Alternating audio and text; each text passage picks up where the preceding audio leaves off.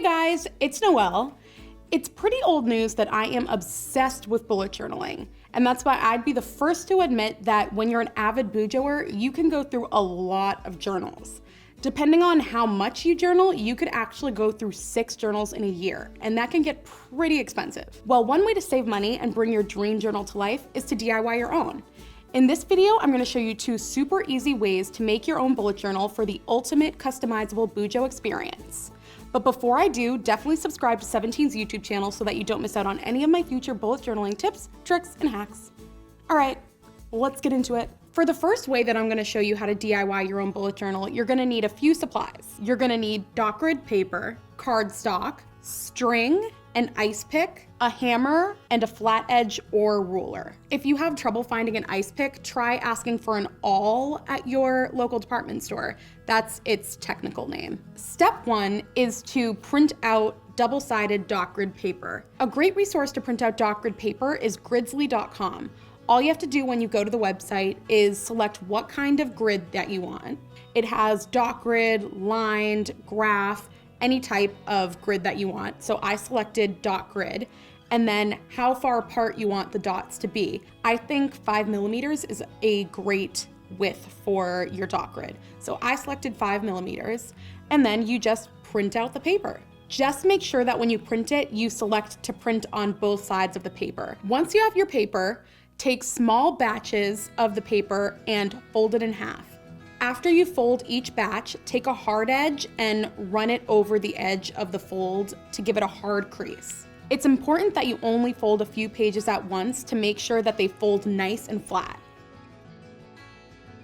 Once all your pages are folded, just put them all together. Now that we've got our paper all situated, it's time to get real crafty. The next step is to hammer holes into the crease of your paper using your ice pick and your hammer. You're gonna wanna hammer a hole at the top, 2 in the middle, about 1 inch apart, and then another one at the bottom, so that there are 4 holes in total.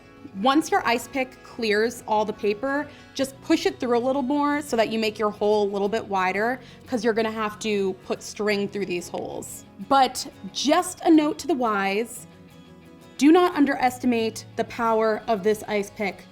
Make sure that you're doing this on a surface that you're not worried about punching holes into, or maybe get a cutting board to put under your journal, because one good whack and this thing could just punch a hole right in your table. And your mom would not like that. Next, we're gonna make our cover. To do this, lay your paper over your cardstock to get an idea of how big your cover should be. Take a ruler and a pencil and stencil out where you wanna cut off your excess cardstock, and then cut it. Now fold your cardstock in half, making sure that your crease is nice and flat like the rest of your paper. Using the paper that you already hammered holes into as a guide, hammer holes through the cardstock with your ice pick and your hammer. Now it's time to put it all together using some string. All you have to do is cut out 2 pieces of string that are about 6 inches long each. Take the first piece and string each end of it through the top 2 holes in your journal. Now do the same thing with the bottom 2 holes. Just a little pro tip, if you're having trouble stringing your string through the holes, you can use your ice pick to kind of guide the string through the hole. When you're done stringing it through, both ends should be hanging out of the cover side of the journal. Now flip your journal over and tie the strings into 2 cute little bows.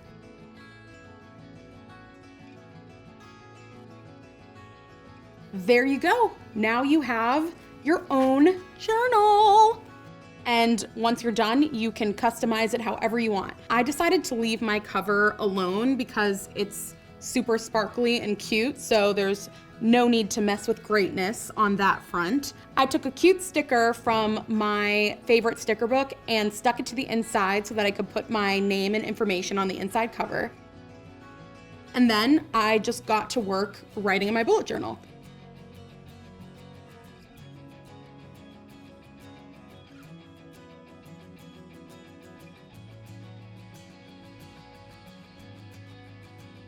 And that's it. That's the first way how to DIY your own bullet journal. The reason why I love this method so much is because it's super quick, easy, and fun. and you'll never get sick of your bullet journal's cover again, because all you have to do is run to the local arts and crafts store and buy a fun piece of cardstock, and boom, you've got a brand new bullet journal. But if there was one con about this super cute DIY journal, it's that once you're done with it, you're done with it. There's no adding pages once you get to the end, and there's no changing what type of graph paper you put inside once you thread it in there. So I've got another method that you might like if you want a little bit more room to change things up and customize. For this method, you'll need paper, cardstock, a Create 365 Happy Planner hole punch, Create 365 Happy Planner mini discs, and some scissors. First things first, print out whatever type of paper you want for this journal. I decided, since I made a dot grid journal before, I'm gonna make a graph grid paper for this one. Take your paper and cut it in half. A tip for getting perfect pages is to fold the first page in half and then use that crease as a guide to cut the rest of your paper. Once you cut all your paper, it's time to create your cover. For this journal, you need two separate covers, one for the front and one for the back.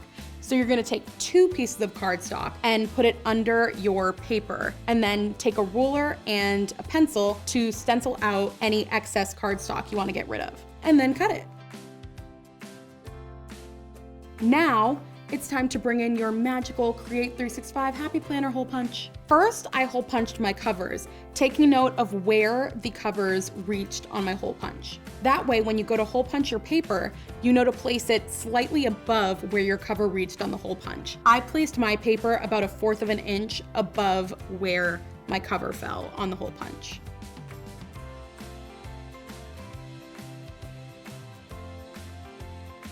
Once you've hole punched all your paper, it's time to break out your Happy Planner mini discs. These will allow you to hold your paper together without locking you down, so you get to add paper and remove it as you wish. Starting with a small batch of your paper, slide your rings through each one of the holes. Already, you're seeing your journal come to life, aren't you? Now add the rest of your papers in small batches.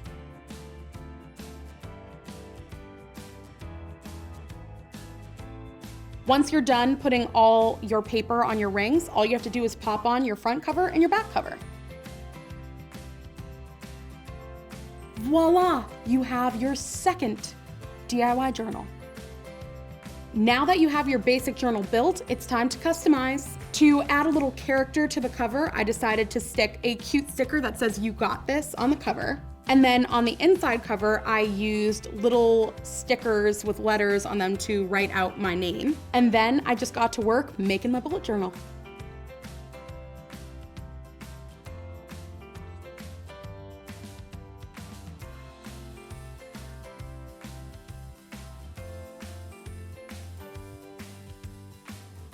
What's so awesome about this method is that once you're done with your journal, you can add to it and change it depending on how you're feeling. I kind of wished that there was some dot grid paper in the journal as well, so I just did the whole paper adding process again. And what's great about this is you don't have to throw away what you already have. I just cut out some dot grid paper and hole punched it and then stuck it in the back of my journal. And one last tip about this is that this hole punch is like super versatile. So I decided to create a bookmark to separate the back of the journal with the dot grid paper from the front by hole punching a piece of my sparkly cardstock and sticking it in the journal.